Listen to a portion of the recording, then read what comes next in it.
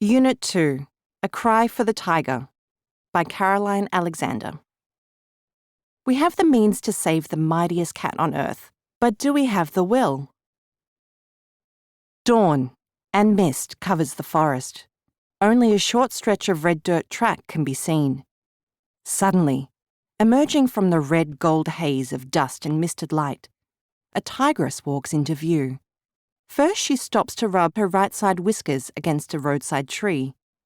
Then she crosses the road and rubs her left-side whiskers. Then she turns to regard us with a look of bored indifference. Consider the tiger, how she is formed. The claws of a tiger are up to 4 inches long and retractable, like those of a domestic cat. Her teeth can shatter bone. While able to achieve bursts above 35 miles an hour, the tiger is a predator built for strength, not sustained speed. Short, powerful legs propel her lethal attacks.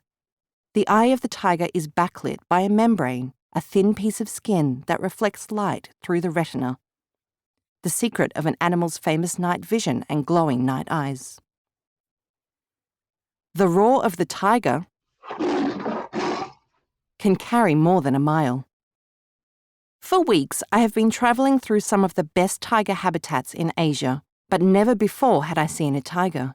Partly this was because of the animal's legendarily secretive nature.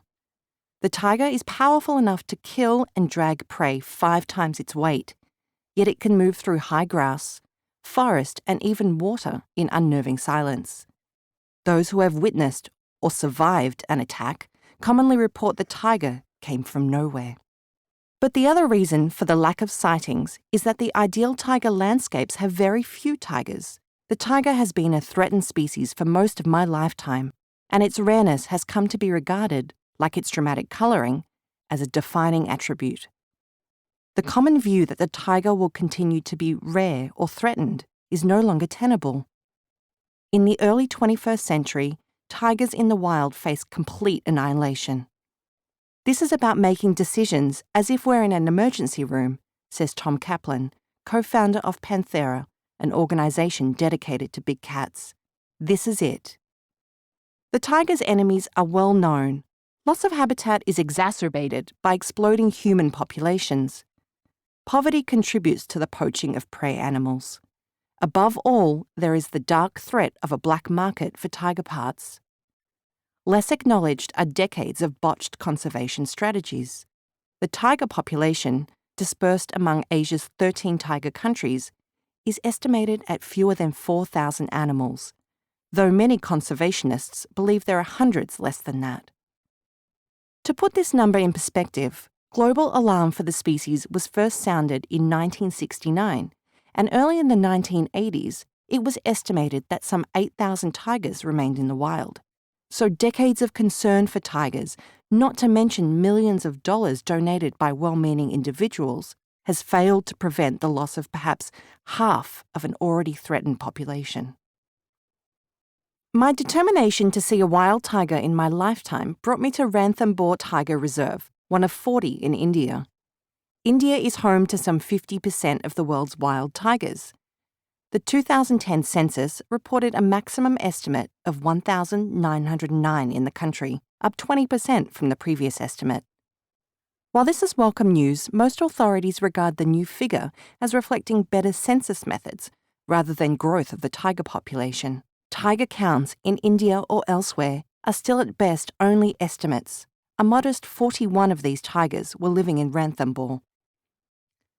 Reserves such as Ranthambore exist as islands of fragile habitat in a vast sea of humanity, yet tigers can range over 100 miles, seeking prey, mates, and territory. An unwelcome revelation of the new census is that nearly a third of India's tigers live outside tiger reserves, a situation that is dangerous for both humans and animals.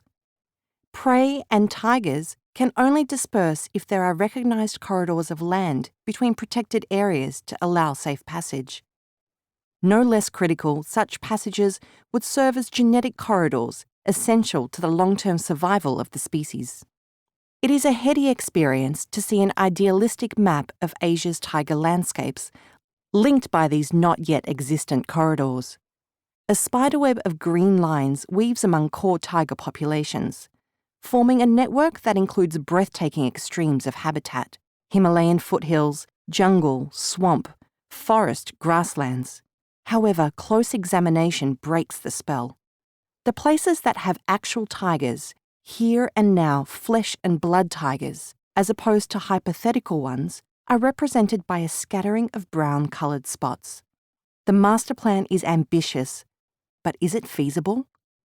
Over the next decade, infrastructure projects, the kind of development that often destroys habitat, are projected to average some $750 billion a year in Asia. I've never met a head of state who says, "Look, we're a poor country. If it comes between tigers and people, you just have to write off tigers," said Alan Rabinowitz, an authority on tigers and the CEO of Panthera. The governments don't want to lose their most majestic animal. They consider it part of what makes their country what it is, part of the cultural heritage. They won't sacrifice a lot to save it, but if they can see a way to save it, they will usually do it. Seeing a way has proved difficult due to the variety of tiger strategies, programs, and initiatives competing for attention and funding. Long-term conservation must focus on all aspects of a tiger landscape: core breeding populations, sanctuaries, wildlife corridors, and the surrounding human communities. In an ideal world, all would be funded. As it is, different agencies adopt different strategies for different components. With time running out, tough priorities must be set. Since the 1990s, there has been what I would sum up as mission drift, said Ulas Karanth of the Wildlife Conservation Society, who is one of the world's most respected tiger biologists. Apparently, the drift toward tiger conservation activities like eco-development and social programs, which possibly have greater fundraising appeal than anti-poaching patrols, takes away funds and energy from the single most vital task: safeguarding core breeding populations of tigers. If these are lost, Karanth said, you will have tiger landscapes with no tigers. Decades of experience and failures have yielded a conservation strategy that, according to Rabinowitz, allows any site or landscape to increase its tigers if followed correctly. Central to this approach is the need for systematic patrolling and monitoring of sites assessed as harbouring defensible core tiger populations. In this way, a population of a mere half-dozen breeding females can rebound. For now, the essential task is to save the few tigers that actually exist. In November 2010, the year of the tiger, the world's 13 tiger countries came together at the Global Tiger Summit in St. Petersburg, Russia.